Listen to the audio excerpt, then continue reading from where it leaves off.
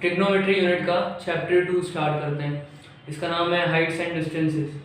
चलो, तो ट्रिग्नोमेट्री का काम क्या है और अपन इसे क्यों पढ़ रहे हैं, इसके लिए मैं पहले से ही वीडियो बना चुका हूँ। यहाँ ऊपर आ जाएगी आई वाला आइकन में क्लिक करो। 8 मिनट की छोटी सी वीडियो है, पूरा समझ में आ जाएगा आपको कि ट्रिग्नोमेट्री क्यों पढ़ रहे हैं। इस चैप्टर में सिर्फ उसका एप्लीकेशन देखने वाले हैं कि अप्लाई कैसे कर सकते हैं उसमें। तो स्टार्ट करते हैं। कुछ टर्म्स हैं समझने के लिए, वो समझ लेते हैं, फिर सीधा एक्सरसाइज पे आ जाएंगे। पहला है आपका एंगल ऑफ एलिवेशन।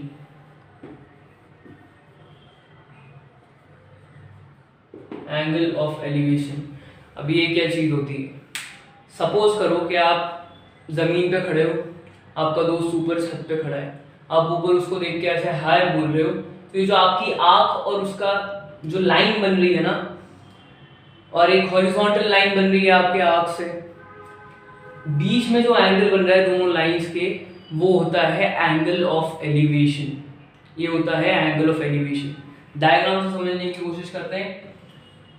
ये रहा आपके दोस्त का घर, ऐसे ही घर होता है, एक लाइन, यहाँ पे आपका दोस्त खड़ा हुआ है, नीचे सड़क पे आप खड़े हुए हो, ऊपर देख के उसको बोल रहे हो हाय, ठीक है। ये आप नहीं हो, आपकी आँख है, ठीक है। मेरी ड्राइंग ऐसी ही है।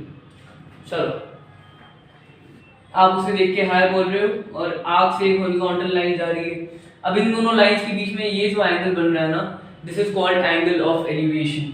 एंगल ऑफ एलिवेशन सिंपल है। चलो आगे बढ़ते हैं। दूसरा है आपका एंगल ऑफ डिप्रेशन। ये दूसरा टर्म है, angle of depression. Angle of depression क्या होता है? अब यही सेम सिनेरियो में कि आप सड़क से उसको हाय बोल रहे थे, अब उसने पलट के हाय बोला, उसने रिप्लाई करा आपका, तो क्या हो रहा है कि उसकी आंख, ये सब आंख से कुछ हॉरिजॉन्टल लाइन है उसकी, ऐसी सीधी लाइन बन रही है, और ये वाली लाइन है उसकी जो आपको देख रहा है। ये जो बीच में एंगल बन रहा है ना इन दोनों लाइंस के, ये होता है एंगल ऑफ डिप्रेशन।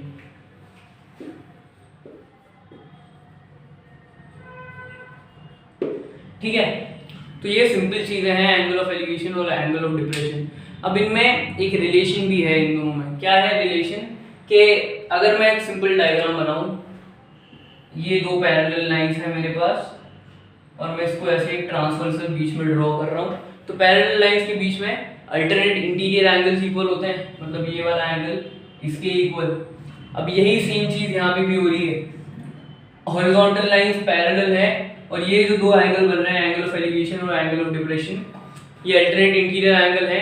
तो क्या मिल रहा है यहाँ से कि angle of elevation equal to angle of depression.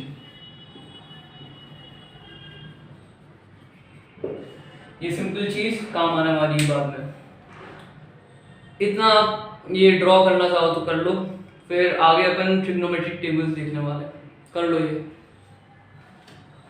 हाँ, तो अभी जो पढ़ा एंगल ऑफ एलिवेशन और एंगल ऑफ डिप्रेशन, उनका एक विजुअल अपने समझेंगे भी, उसको प्रैक्टिकल भी करके उसकी वीडियो भी बनाने वाला हूँ मैं, वेट करो उसके लिए।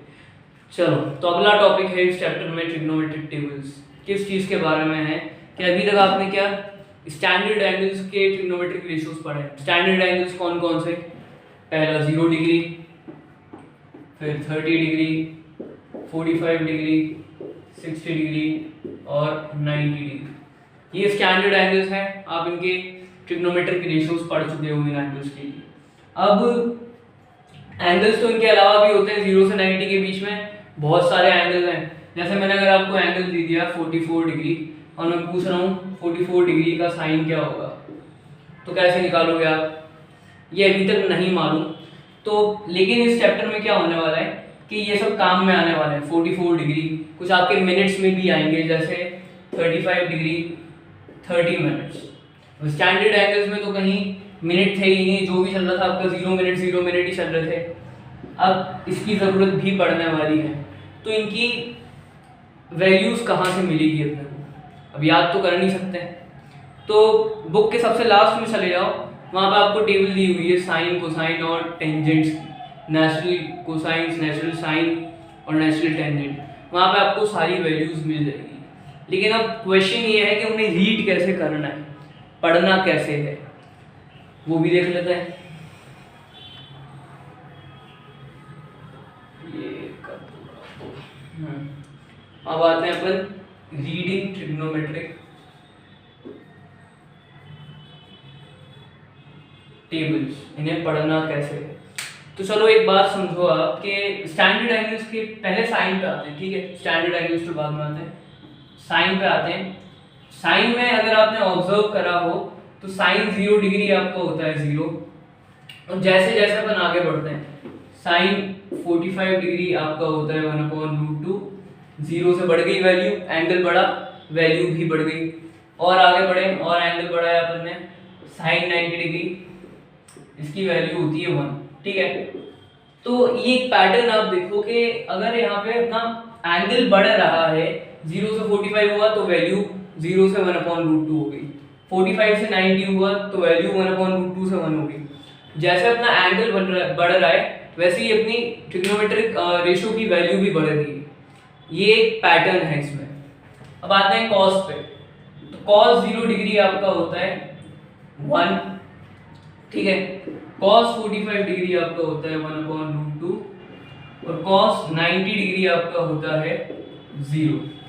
तो जैसा पैटर्न साइन में चल रहा था कि डायरेक्टली प्रोपोर्शनल थी आपकी एंगल और ट्रिग्नोमेट्रिक रेशियो की वैल्यू, जैसे जैसे एंगल बढ़ रहा था वैसे वैसे आपकी ट्रिग्नोमेट्रिक रेशियो की वैल्यू बढ़ रही थी 0 से 90 के बीच में।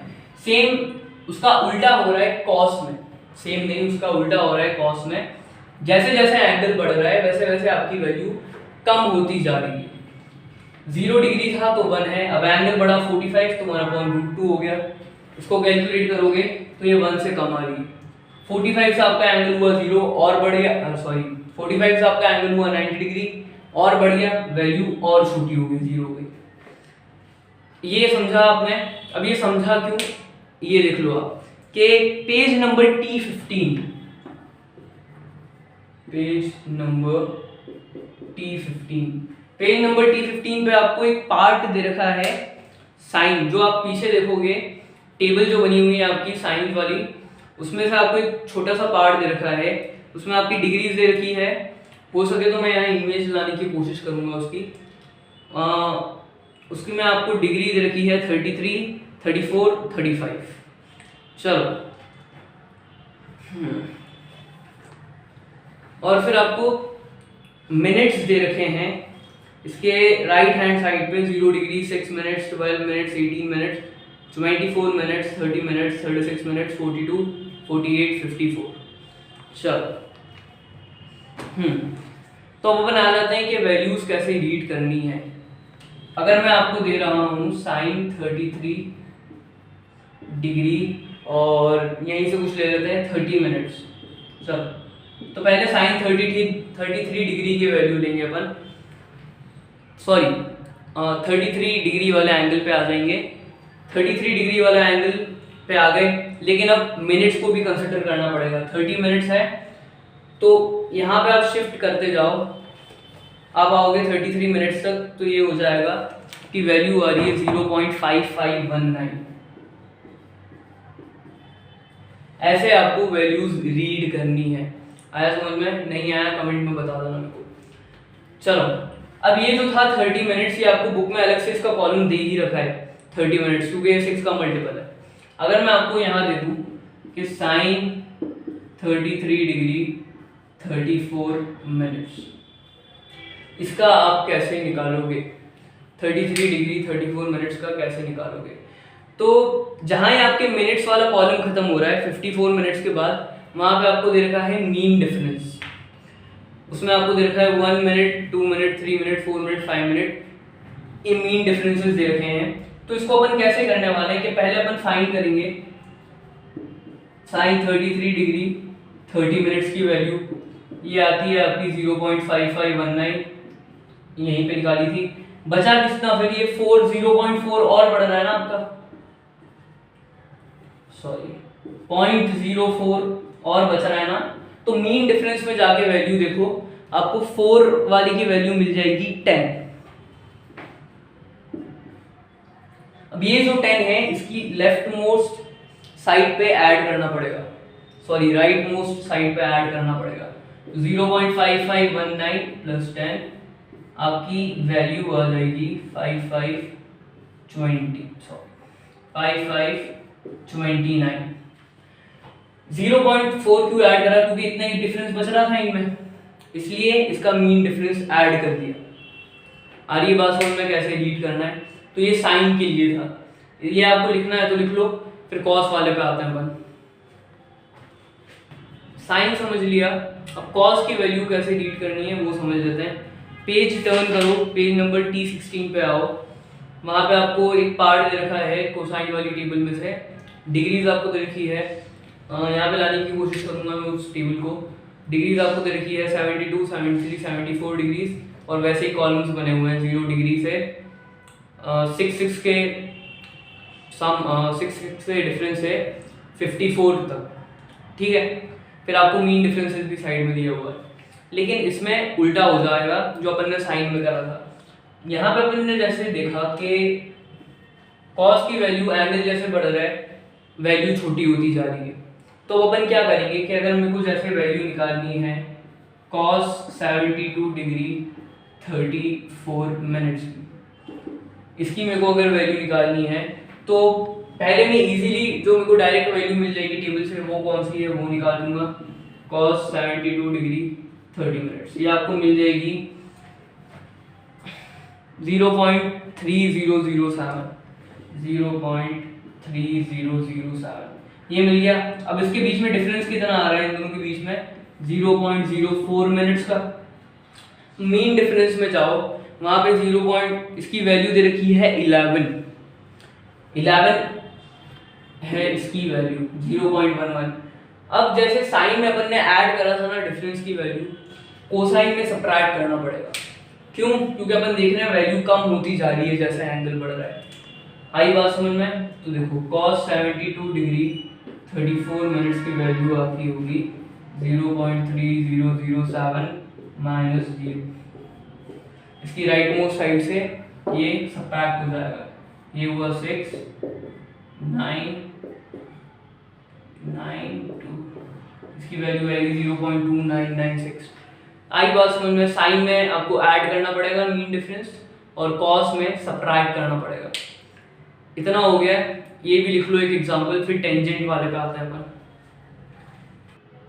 तो tan की वैल्यू कैसे रीड करनी है उस पर आने से पहले अपन ये ट्रेंड देख लेते हैं। जैसा मैंने साइन और कॉस में देखा कि एंगल बढ़ रहा है तो साइन में वैल्यू भी बढ़ रही है, कॉस में एंगल बढ़ रहा है वैल्यू छोटी होती जा रही है।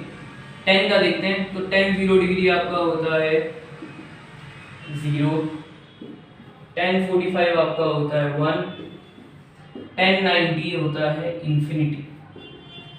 चलो, तो यहाँ से भी क्या मिल रहा है आपको कि जैसे जैसे एंगल बढ़ रहा है 0 से एंगल 45 डिग्री हुआ तो आपकी रेशियो की वैल्यू 0 से 1 हो गई, ठीक है। 45 से 90 हुआ तो आपकी रेशियो की वैल्यू 1 से पॉजिटिव इंफिनिटी हो गई।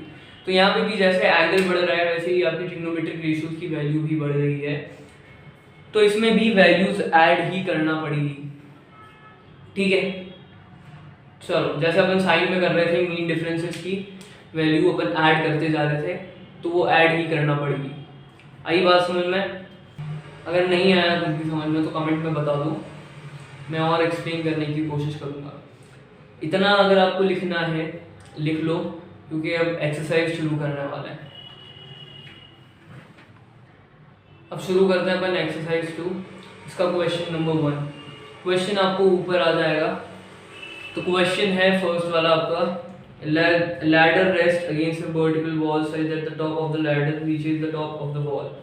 चलो, तो पहली लाइन से अपन डायग्राम बनाना स्टार्ट कर सकते हैं। क्या है आपका कि वॉल है और ग्राउंड पे लैडर रखी हुई है जो ऐसे रेस्ट करती है वॉल पे, टेढ़ी रखी हुई है, ठीक है।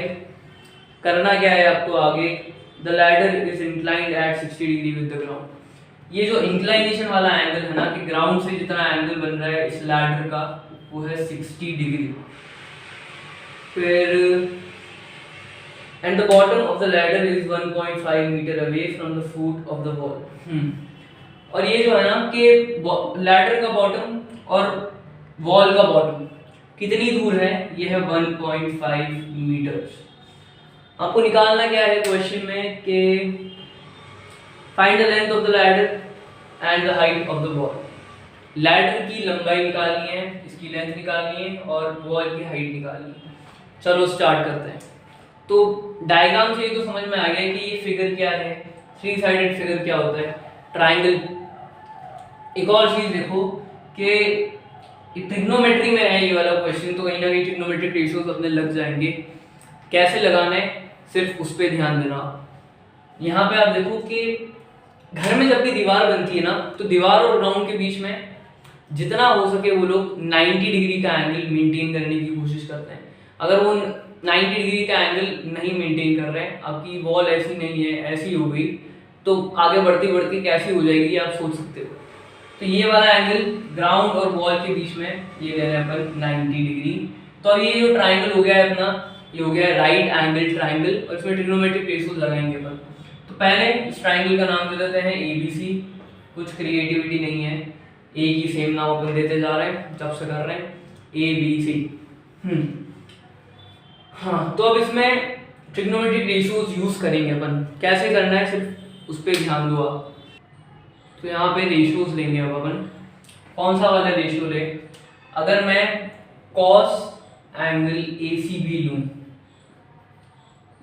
तो कॉस किसके इक्वल होता है, ये होता है बेस अपॉन हाइपोटेन्यूज के।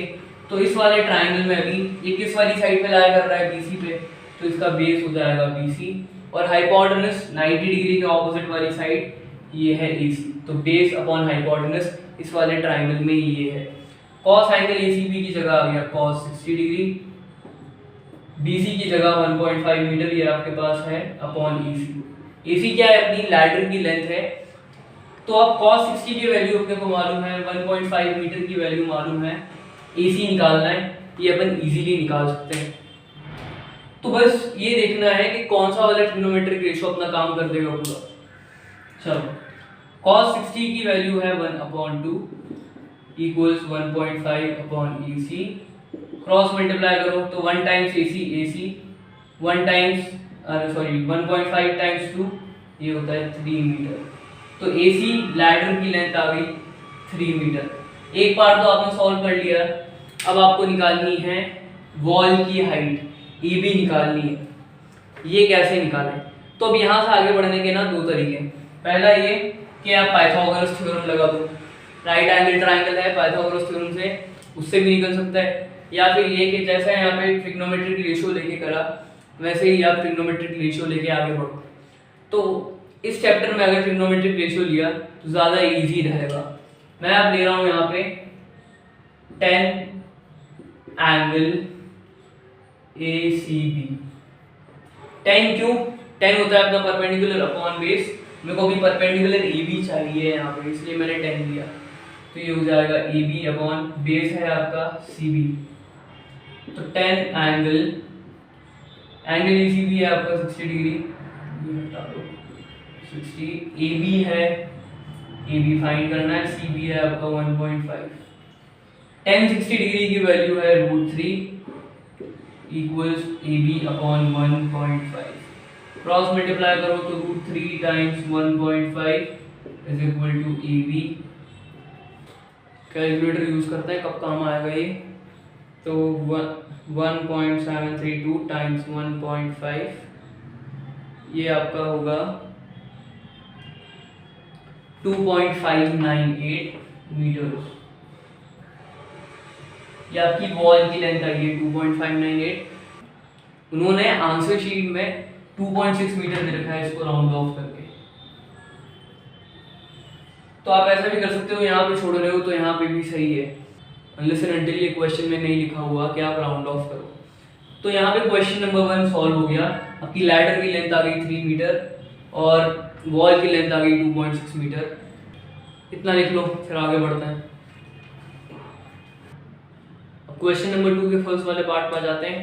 इसका फर्स्ट वाला पार्ट है, an aeroplane takes off at an angle of 30 degree with a horizontal ground find the height of the aeroplane above the ground when it has travelled 184 metre without changing direction. ठीक है, तो aeroplane जो है उसने take off करा और ये आपका ग्राउंड है, यहाँ से एरोप्लेन आ रहा है, फिर उसने ऐसे टेक ऑफ करा। ठीक है, ये जो ग्राउंड से एंगल बना है ना, ये है 30 डिग्री। ये दोनों मैच कर दो, ठीक है, कंफ्यूजन ना, इंटरसेक्ट करवा दो। ये है 30 डिग्री। अब वो बोल रहे हैं कि height of the aeroplane above the ground. चलो, तो एरोप्लेन ने टेक ऑफ करके यहाँ तक आया और अब ये वाली डिस्टेंस निकालनी है कि उसकी हाइट कितनी है ग्राउंड से। आपको एक और चीज़ दे रखी है कि ये एरोप्लेन कितना ट्रैवल कर गया, 184 मीटर एक ही डायरेक्शन में ट्रैवल कर गया वो, ये आपको दे रखा है। आपको हाइट निकालनी है। तो ये जो ट्रायंगल बन रहा है ना, ये 3 साइडेड फिगर, इसको नाम दे देता है पहले PQR देना है इस बार। हाँ, आपको निकालना है PQ, हाइट निकालनी है। तो इसके लिए अपन यूज करने वाले हैं, अगर अपने पास अभी क्या है कि ये है 90 डिग्री, तो अभी अपने पास हाइपोटेनस की लेंथ है और ये वाला एंगल है। तो हाइपोटेनस है मतलब 10 में आपका होता है परपेंडिकुलर अपॉन बेस, उसमें हाइपोटेनस तो आ ही नहीं रही, तो 10 तो लगेगा ही नहीं। सिमिलरली कॉर्ड भी नहीं लगेगा। बचे अपने पास दूसरे 4, कौन कौन से, साइन, कॉस, कोसेक और सेक। उसमें से मैं साइन लगा रहा हूँ, sign angle PRQ। Sign angle PRQ क्यों? क्योंकि इसमें परपेंडिकुलर और हाइपोटेनस दोनों आ जाएगी। परपेंडिकुलर की वैल्यू यहाँ से अपन फाइंड कर सकते हैं इजीली। तो sine angle PRQ is equal to, perpendicular है कि PQ और हाइपोटेनस है PR। तो साइन 30 डिग्री इक्वल्स PQ और PR आ जाएगा आपका 184। ये आपको 184 दे रखा है। साइन 30 डिग्री की वैल्यू है 1/2 इक्वल्स PQ अपॉन 184। 184 को इस साइड शिफ्ट करो, ये हुआ 184/2 इक्वल्स PQ। PQ की लेंथ आ जाएगी यहाँ से 92 मीटर। मतलब ये जो हाइट है इसकी, एरोप्लेन की हाइट ग्राउंड से, वो है 92 मीटर। लिखना चाहो तो उसको सेंटेंस में भी लिख देते हैं अपन, height of the aeroplane above ground, aeroplane above the ground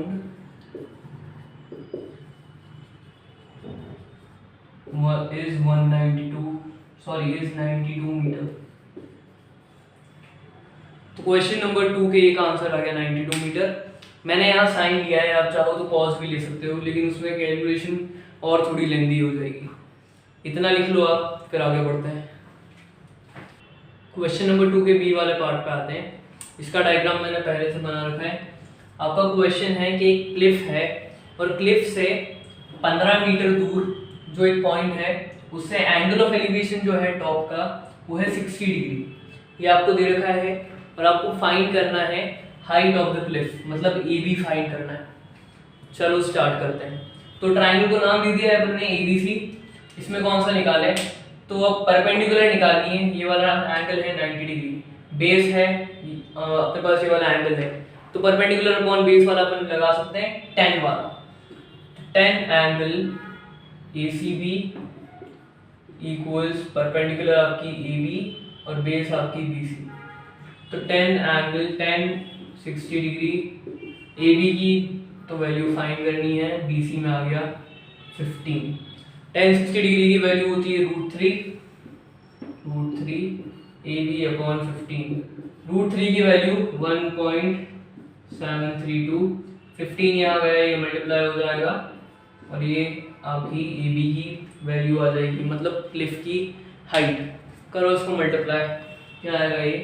एक तो इसमें यही बड़ी दिक्कत वाली बात है कि प्रोडक्ट बहुत बड़े बड़े करने पड़ते हैं, इसमें मिस्टेक्स के चांसेस भी ज़्यादा हैं। तो ये आपका आएगा 25.98 मीटर। 25.98 मीटर, ये इन्होंने बोला था नियरेस्ट मीटर, मतलब राउंड ऑफ कर दो जो भी आया। ये सबसे क्लोजेस्ट किसके है, ये है 26 मीटर के। तो आपकी क्लिफ की जो हाइट है वो है 26 मीटर। यही फाइंड करना था आपको क्वेश्चन में। तो क्वेश्चन नंबर 2 का बी वाला पार्ट और यहाँ पे क्वेश्चन नंबर 2 पूरा कंप्लीट हो गया। लिख लो, फिर आगे बढ़ते हैं। अब अपन शुरू करते हैं क्वेश्चन नंबर 3, इसका ए वाला पार्ट। तो इसके ए वाले पार्ट में आपको दे रखा है कि एक पिलर है, उसकी जो शैडो बन रही है उसकी हाइट है उसके 1/√3 टाइम्स। ठीक है, तो अगर हाइट ऑफ द पिलर अपन x ले लें, height of the pillar x metres, x m metre के लिए है, तो इसकी शैडो हो जाएगी, शैडो ऑफ द पिलर, वो बोल रहे हैं 1/√3 टाइम्स होगी वो, तो x/√3 मीटर्स उन्होंने ये बोला है। तो आपको फाइंड करना है angle of elevation of the sun. चलो यही फाइंड करना ना, हाँ, find the angle of elevation of the sun. तो कैसे फाइंड करें, बड़ा इंटरेस्टिंग क्वेश्चन है, इसके लिए थोड़ी सी सिमिलैरिटी भी काम में आएगी। तो यहाँ देखो, इस वाले डायग्राम को अगर मैं यहाँ बनाऊं, ये आपका पिलर, ये पिलर, ये उसकी शैडो, यहाँ पे आपका सन। ठीक है, अगर मैं इसको और थोड़ा एक्सटेंड कर दूं, यहाँ इसको ज्वाइन कर दूं और यहाँ से भी एक परपेंडिकुलर लाइन खींचूं। वैसे सन से एक परपेंडिकुलर लाइन खींचना तो बड़ा इम्पॉसिबल हो जाएगा वो, जितना दूर है वो, लेकिन अपन एक समझने की कोशिश करते हैं। ठीक है, तो अभी अपने पास दो ट्राइंगल आ गए। कौन से दो ट्राइंगल, ये इसको नाम दे देते हैं ABC, और इस वाले पॉइंट को जहाँ ये सन है इसको दे देते हैं DE। तो दो ट्राइंगल आ गए, triangle DEC and triangle ABC। चलो अब अपन देखते हैं कि इस हिसाब से अगर यहाँ से कोई आदमी सन को देख रहा है तो उसका एंगल ऑफ एलिवेशन ये होगा, यही वाला एंगल होगा ना। तो मतलब क्या करना है कि ये वाला एंगल अपन निकालने वाले क्वेश्चन में। आई बात समझ में? एंगल ऑफ एलिवेशन से बहुत सारे लोग कंफ्यूज हो जाते हैं, सन का नाम सुन के कि यहाँ पे सूरज कहाँ से आ गया, लेकिन ये वाला एंगल आपको निकालना है। आई होप कि समझ में आया हो, नहीं आया तो कमेंट में बता दो मेरे को। हाँ, तो ये वाला एंगल अब निकालना है, कैसे निकालें? पहले इसको नाम दे देते हैं ABC। तो एंगल ACB निकालना है ना। अभी अपने पास है परपेंडिकुलर और बेस, इसको यूज कर सकते हैं अपन। तो अगर मैं करूँ 10 angle ACB equals perpendicular AB और बेस है आपका BC। चलो, तो 10 एंगल ACB, AB की जगह आ जाएगा x, अपन ने सपोज कर लिया है वो x, और BC की जगह x/√3। इसको सॉल्व करते हैं, x/√3 चला जाएगा ऊपर, तो 10 एंगल ACB आपका हो जाएगा √3x/x, x से x कैंसिल, 10 एंगल ACB की वैल्यू आ गई आपकी √3। अब √3 कौन से एंगल के लिए होता है, जहाँ आपका 10 लगाओ वो होता है tan 60 की वैल्यू √3 होती है। यहाँ आ गया tan 60 डिग्री। अब जैसे पिछले चैप्टर में अपन ने जो लास्ट वाले कुछ क्वेश्चंस करे थे वो ऐसे ही थे। यहाँ पे आपका एंगल ये वाला और ये वाला एंगल इक्वल हो जाएगा, एंगल ACB आएगा आपका 60 डिग्री, और यही है आपका angle of elevation of the sun. तो angle of elevation of the sun आ गया आपका 60 डिग्री। यहाँ पे क्वेश्चन नंबर 3 का ये सॉल्व हो गया, लिख लो इतना, फिर आगे बढ़ते हैं। क्वेश्चन नंबर 3 के बी वाले पार्ट पे आ जाते हैं। इसमें आपको दे रखा है कि एक टॉल टावर है, लंबा सा टावर है, ये आपका टॉल टावर, और इसके 200 मीटर दूर एक शिप है यहाँ पे। ठीक है, इतना आप बना लोगे। उसके बाद क्या बोल रहे हैं कि कोई समझदार आदमी टावर पे 50 मीटर ऊपर चढ़ गया और अब वो शिप को देख रहा है, क्या मालूम क्यों, लेकिन वो शिप को देख रहा है। क्वेश्चन में ये है कि एंगल ऑफ डिप्रेशन निकालना है इस आदमी का। आई बात समझ में? ये निकालना है। चलो, तो जैसा कि अपन देख चुके हैं पहले कि angle of depression is equal to angle of elevation. तो ये वाला एंगल इसके इक्वल हो जाएगा, ये एंगल ऑफ एलिवेशन है, ये एंगल ऑफ डिप्रेशन है, ये इक्वल हो गया। तो ये वाला एंगल फाइंड करना है। चलो, तो इस वाले ट्राइंगल को नाम दे देते हैं ABC। तो एंगल ACB फाइंड करना है। एंगल ACB अपने पास यहाँ परपेंडिकुलर है, यहाँ बेस है, तो वही क्वेश्चन नंबर 3 का ए वाला पार्ट जैसे करा था वैसे ही यहाँ पे करेंगे, 10 ले लेंगे। तो 10 एंगल ACB आपका होगा AB upon CB, perpendicular upon base. 10 angle ACB, AB की जगह आ जाएगा 50, CB की जगह 200। 50 और 200 50 से ही कैंसिल होंगे, ये होगा 1/4। तो 10 एंगल ACB की वैल्यू आ गई 1/4। अब ऐसा कौन सा एंगल है जिसमें 10 1/4 हो जाए, ये आपको देखना पड़ेगा। चलो 1/4 को अपन 0.25 लिख सकते हैं सॉल्व करने पे। तो 0.25 के आसपास कुछ वैल्यू आ रही हो तो अपन वो पीछे देखेंगे, आपकी टेबल में जाओ सबसे पीछे। तो नेचुरल टेंजेंट्स में आपको मिल जाएगा 0.25। अगर आप देखो तो लास्ट वाले पेज नंबर खोलना, लास्ट वाला पेज खोलना, TT5 पे आपको मिल जाएगा कि कुछ आपकी वैल्यू है 14 डिग्री, 10-14 डिग्री की वैल्यू है आपकी 0.2494, मतलब 0.25 के बहुत क्लोज है। फिर इसका थोड़े आगे जाए, मतलब 10-14 डिग्री 6 मिनट्स की वैल्यू देखें तो इन्होंने यहाँ दिया हुआ है, इसकी वैल्यू है 0.2512। तो दोनों बहुत क्लोज है ये। अपन क्या करेंगे कि ऐसा भी कर सकते हैं अपन, या तो ये वाली वैल्यू ले लें या तो ये वाली वैल्यू ले लें। 10-14 डिग्री ले लें अपन आंसर में। तो 10 एंगल ACB 1/4 कब होगा आपका 10-14 डिग्री पे। 0.25 एग्जैक्ट तो वैल्यू नहीं मिली लेकिन बहुत क्लोज मिल रही थी, तो 10-14 डिग्री ले लिया। तो अपना एंगल ACB इक्वल हो जाएगा आपका 14 डिग्री के। एंगल ऑफ डिप्रेशन ये आ गया, angle of depression of the man 14 degree. Depression of the man 14 degree. Question number 3 का भी, और क्वेश्चन नंबर 3 यहाँ पूरा सॉल्व हो गया, लिख लो इतना, फिर आगे बढ़ते हैं।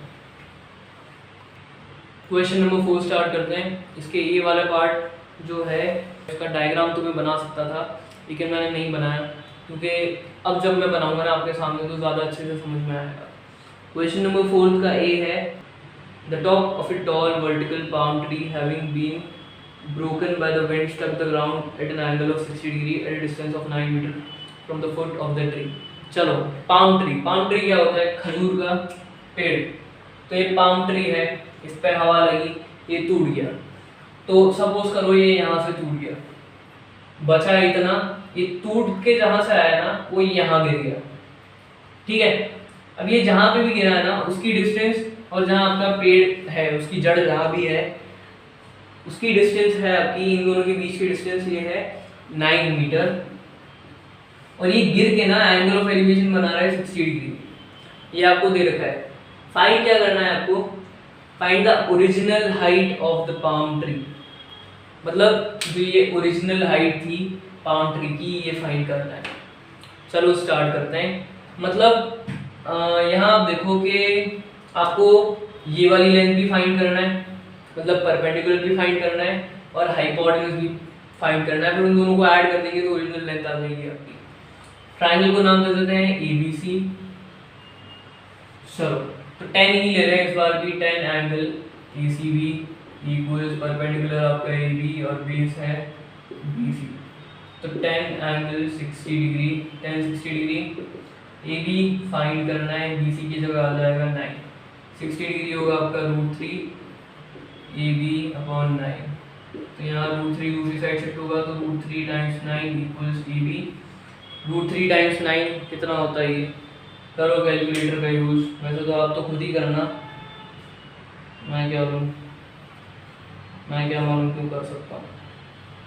तो ये आएगा आपका प्रोडक्ट 15.588। इसको मैं लिख रहा हूँ 15.58 लिख देते हैं इसको। 15.58 मीटर इसकी लेंथ आई है। अब आपको ये भी फाइंड करनी है AC। तो AC को वैसे आप दो तरीकों से फाइंड कर सकते हो, पहला वही पाइथागोरस थ्योरम, दूसरा ट्रिग्नोमेट्रिक रेशियो यूज करो। मैं तो यहाँ ट्रिग्नोमेट्रिक रेशियो यूज करने वाला हूँ। तो अब देखो आप, अगर मैं लूँ यहाँ पे साइन एंगल, साइन नहीं लेते, साइन में थोड़ी वेरिएशन बड़ी हो जाएगी, कॉस ले लेते हैं। कॉस एंगल ACB, बेस है आपका BC और हाइपोटेन्यूज है EC। तो कॉस एंगल ACB की जगह 60 डिग्री, BC की वैल्यू है आपकी 9, AC। मैंने साइन इसलिए नहीं लिया क्योंकि यहाँ AB आता और AB की जगह 15.58, तो पहले ही मल्टीप्लाई करने में दिक्कत है, √3 ये वो, और कहीं के लिए बढ़ा नहीं है। cos 60 डिग्री की वैल्यू होती है 1/2 = 9/AC। AC की वैल्यू यहाँ से आ जाएगी, 2 को दूसरी साइड शिफ्ट करो, 9 × 2 18 मीटर। AC आ गई, AB आ गई। ओरिजिनल हाइट है आपकी पाम ट्री की, ओरिजिनल हाइट ये है EB प्लस AC। AB की लेंथ 15.58, AC की लेंथ AC आई है 18। इन दोनों को ऐड कर देते हैं, क्या होगा ये 33.58 मीटर। तो ये ओरिजिनल हाइट है जब ये टूटा नहीं था पेड़। चेक करते हैं बीसी क्या देखा इन्होंने आंसर शीट में आपको उन्होंने राउंड ऑफ करके दिया हुआ है, वहाँ दिया हुआ है 33.6 मीटर। तो यहाँ पे क्वेश्चन नंबर 4 का ये वाला पार्ट कंप्लीट हो गया, लिख लो, फिर आगे बढ़ते हैं। अब इसके बी वाले पार्ट पे आते हैं। बी वाला पार्ट है 10 metre high pole is kept vertical by steel wire. चलो, तो एक 10 मीटर लंबा पोल है, उसे वर्टिकल रख रखा है एक स्टील वायर से। स्टील वायर बंधा हुआ है आपका ग्राउंड पे, is inclined eight an angle of 40 degree with the horizontal ground. जो स्टील वायर वो ऐसे उसको पकड़ के रखा है स्टील वायर ने, जो एंगल बन रहा है वो है 40 degree.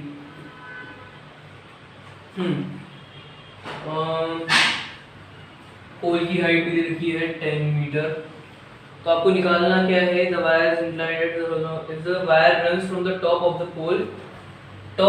Pole to the point on the ground where its other end is fixed, find the length of the wire. चलो, तो ये लेंथ निकालनी है आपको वायर की। स्टार्ट करते हैं। ट्राइंगल को नाम देते हैं ABC। ये वाला एंगल हो जाएगा आपका 90 डिग्री और ये ऑपोजिट है हाइपोटेन्यूज। तो AC फाइंड करनी है और AC आपकी हाइपोटेन्यूज है। स्टार्ट करते हैं। इस बार लेते हैं साइन 40 डिग्री। साइन इसलिए लिया है क्योंकि इसमें परपेंडिकुलर हाइपोटेन्यूज आ जाती, तो अपना काम हो जाएगा। ये होगा आपका AB upon AC perpendicular upon hypotenuse, या फिर ऐसा कर लो, स्टेप बाय स्टेप चलते हैं। इसको कर लो साइन एंगल ACB। तो sine 40 degree is equal to AB की जगह अब आ जाएगा 10 अपॉन AC। साइन 40 डिग्री की वैल्यू फाइंड करते हैं। आ जाओ पीछे टेबल पे। साइन 40 डिग्री की वैल्यू आपको मिल जाएगी पेज नंबर TT-1 पे। ये दे रखी है 0.6428 इक्वल्स 10 अपॉन AC। AC की वैल्यू यहाँ से आ जाएगी 0.6428 को इस साइड शिफ्ट करो, 10 अपॉन 0.6428। सॉल्व कर दो जल्दी से इसको।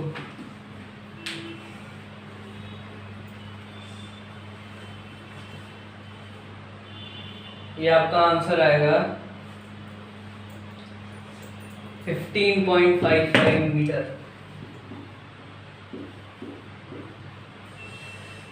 तो ये जो है वायर जिसने पोल वर्टिकल रख रखा है, उसकी लेंथ है 15.55 मीटर। चेक भी कर लेते हैं। तो पीछे उन्होंने राउंड ऑफ कर दिया, इसको दे दिया है 15.6 मीटर। तो क्वेश्चन नंबर 4 का भी यहाँ सॉल्व हो गया, लिख लो इतना, फिर आगे बढ़ते हैं। क्वेश्चन नंबर 5 स्टार्ट करते हैं। इसके ये पार्ट में आपको दे रखा है, with reference to the figure given, a man stands on the ground at point A तो एक पॉइंट है ए, उस पर एक आदमी खड़ा हुआ है, उसकी हाइट है 2 metres, which is on the same horizontal plane as B, same line पे मतलब सेम प्लेन पे है ए और बी दोनों। The foot of the vertical pole BC, the height of the pole is 10 metre. ये जो पोल है BC, इसकी हाइट है 10 metre. Man size is 2 metre above the ground, तो इसकी जो आँख है वो 2 मीटर above the ground है, बहुत लंबा आदमी है, 7 फुट का आदमी है। He observes the angle of elevation of C, the top of the pole is x degree। तो ये जो उसका एंगल ऑफ एलिवेशन है, वो जब टॉप ऑफ द पोल को देख रहा है वो है x डिग्री। आपको दे रखा है where 10x degree equals 2/5, 10x degree की वैल्यू आपको दे रखी है 2/5। कैलकुलेट करना है the distance AB in metres, ये आपका फर्स्ट वाला पार्ट है, इसके ए वाले का फर्स्ट वाला पार्ट है। AB निकालनी है, तो AB, तो इस पॉइंट को नाम दे देते हैं अपन E। AB और DE दोनों इक्वल है, ये सामने सामने फिगर से ही दिख रहा है आपको। तो यहाँ DE कैलकुलेट कर लेते हैं, आपका AB भी आ जाएगा। चलो, तो ट्रायंगल लेंगे अपन इन ट्रायंगल DEC। इस ट्रायंगल में अगर मैं 10x डिग्री लूं तो परपेंडिकुलर अपॉन बेस के इक्वल होगा CE अपॉन DE के। CE की वैल्यू निकालनी पड़ेगी। CE की वैल्यू कैसे निकालें? AD अपनी हाइट ऑफ द मैन है 2 मीटर, तो EB भी 2 मीटर हो जाएगी, लेकिन पोल की पूरी लेंथ है 10 मीटर, तो ये बच के हुई 8 मीटर। CE आपकी हो गई 8 और DE फाइंड करनी है। 10x डिग्री ये रखा है 2/5 इक्वल्स 8/DE। DE की वैल्यू आपकी आ जाएगी जब आप 2 और 5 को दूसरी साइड शिफ्ट करोगे, 8 टाइम्स 5/2। 2 और 8 कैंसिल हुए 4 टाइम्स 5 ये आ गया 20 मीटर। तो इसके फर्स्ट वाले पार्ट का DE की भी लेंथ आई है 20 मीटर। DE और AB क्योंकि दोनों इक्वल हैं तो EB की लेंथ भी आ गई 20 मीटर। इसके फर्स्ट वाले पार्ट का तो आंसर आ गया। सेकेंड वाला पार्ट है the angle of elevation of the top of the pole when he is standing 15 metres away from the pole. चलो, तो पोल तो आपका सेम ही है, बस अब डिस्टेंस चेंज हो गई है। डिस्टेंस क्या हो गई है? वो हो गई है 15 मीटर्स। चलो, तो उसकी आंख यहाँ पे और वो यहाँ दिख रहा है, ये वाली लेंथ है आपकी 8 मीटर। डायग्राम ढंग से बना लेते हैं। 8 मीटर 15 मीटर से ज़्यादा लंबी दिख रही है, which is not possible practically. अब ठीक दिख रहा है, ये 8 मीटर और ये 15 मीटर। उसकी आंख यहाँ वो ऊपर दिख रहा है, तो अब ये वाला एंगल निकालना है, एंगल ऑफ एलिवेशन 10। इसको नाम दे देते हैं ABC। 10 ही लेंगे वापस। 10 एंगल ACB आपका होगा परपेंडिकुलर 8, AB 8 है अपॉन बेस 15, 8/15, तो 10 एंगल ACB आपका होगा 8/15 क्या होता है? कैलकुलेट करो इसको, तो 8/15 आपका होगा 0.53। 3333 बार बार आ रहा है, लेकिन इसको यहीं छोड़ते हैं 2 डेसिमल प्लेस तक लाके। अब 0.53 कब होती है 10 में? आपकी एंगल क्या होता है 10 में जो 0.53 आपकी वैल्यू हो? तो एंगल होता है आपका तब 28 डिग्री। तो यहाँ से एंगल ACB और 28 डिग्री इक्वल हो जाएंगे। Angle ACB equals 28 degree. आपका एंगल ऑफ एलिवेशन आ गया 28 डिग्री। तो इसके ये वाले पार्ट के दोनों पार्ट यहाँ सॉल्व हो गए। AB की डिस्टेंस आ गई आपकी 20 मीटर, एंगल ऑफ एलिवेशन आ गया 28 डिग्री। क्वेश्चन नंबर 5 का ये पार्ट यहाँ सॉल्व, लिख लो, फिर आगे बढ़ते हैं। क्वेश्चन नंबर 5 के बी वाले पार्ट पे आते हैं। इस वीडियो का लास्ट क्वेश्चन यहाँ पे, हाँ इसका डायग्राम भी मैंने नहीं बना रखा, बनाऊंगा ज़्यादा अच्छे से समझ में आ जाएगा। तो है आपके पास कि tower is 64 metre tall, man standing erect at a distance of 36 meter from the tower observes the angle of elevation of the top of the tower to be 60 degree, find the height of the man। चलो, तो एक tower है आपके पास 64 metres जिसकी height है, यहाँ से 36 metre दूर एक आदमी खड़ा हुआ है, ठीक है। अभी तक क्या कर रहे थे कि आदमी की हाइट को ले ही नहीं रहे थे अपन, मतलब वो है ही नहीं, कुछ हाइट ही नहीं है उसकी, ऐसा कैसा आदमी बना देते थे पर। अब ऐसा नहीं, उन्होंने बोला है उसकी कुछ हाइट है और वो वहां देख रहा है टॉप ऑफ द टावर पे, तो उसका एंगल ऑफ एलिवेशन बन रहा है, कितना बन रहा है, 60 डिग्री बन रहा है। तो आपको हाइट ऑफ द मैन निकालनी है। एंगल ऑफ एलिवेशन के लिए हॉरिजॉन्टल लाइन तो होनी चाहिए, तो पहले अपन ड्रॉ करेंगे हॉरिजॉन्टल लाइन, ये वाली लाइन, ये वाला जो एंगल है 60 डिग्री। इसीलिए मैंने पहले बना के नहीं रखा, क्योंकि डायरेक्ट आपको ये लाइन दिखती तो कंफ्यूज हो जाते कि ये कहाँ से आ गया। चलो स्टार्ट करते हैं, फिगर को नाम दे देते हैं ABCDE। Height of the man निकालनी है। तो DC और EB ये इक्वल हो जाएगा, ये होगा 36 मीटर। तो ट्राइंगल ABC में आते हैं पहले, ट्राइंगल ABE में, सॉरी ट्राइंगल ABE में, ट्राइंगल ABE में आपको क्या मिल जाएगा, 10 से अपन AB की वैल्यू निकाल सकते हैं, AB की लेंथ निकाल सकते हैं। चलो तो 10 एंगल AEB, इसको हटा देते हैं, इसका कोई काम नहीं है। 10 एंगल AEB आपका इक्वल हुआ, परपेंडिकुलर है आपकी AB और बेस है EB। यहाँ पे मैं लिख भी देता हूँ कि EB इक्वल्स DC 36 मीटर्स। चलो तो 10 एंगल AEB तो आपको है ही 60 degree, 10 60 degree equals AB upon 36। 10 60 degree की वैल्यू √3, 36 को इस साइड शिफ्ट करो, ये होगा 36 टाइम्स √3 इक्वल्स AB। यहाँ से AB की लेंथ निकल जाएगी आपकी, करो कैलकुलेट, तो √3 टाइम्स 36, ये आएगी आपकी 62.35 मीटर्स इक्वल्स AB। तो ये आ गई आपकी AB। अब हाइट ऑफ द मैन निकालना इजी है। Height of the man let it be H, height of the man H metres. चलो तो अगर H और AB को ऐड कर दूं मैं, तो मेरी ये टोटल लेंथ आ जाएगी। BC उसकी हाइट है, AB अपन ने फाइंड कर ली है, लेकिन ये पोल की पूरी लेंथ है आपके पास 64 मीटर। AB की लेंथ, AB की वैल्यू यहाँ पुट करेंगे, H की वैल्यू आ जाएगी, तो H प्लस AB की जगह 62.35 इज इक्वल टू 64। AB आ गई आपकी 62.35 को दूसरी साइड शिफ्ट करो, 64 माइनस 62.35 कर दो इन्हें सब्ट्रैक्ट, ये कुछ आना चाहिए 1.65 मीटर्स। चेक कर लेते हैं पीछे, सही आ रहा है, बिल्कुल करेक्ट आ रहा है। तो हाइट ऑफ द मैन आ गई आपकी 1.65 मीटर्स। क्वेश्चन नंबर 5 का भी यहाँ सॉल्व, वीडियो भी यहाँ खत्म होने वाली है। लास्ट में भी एक बार बोल रहा हूँ मैं, स्टार्ट में तो मैंने बोल ही दिया कि कुछ भी डाउट आए तो कमेंट में डाल देना। चलो लिख लो ये।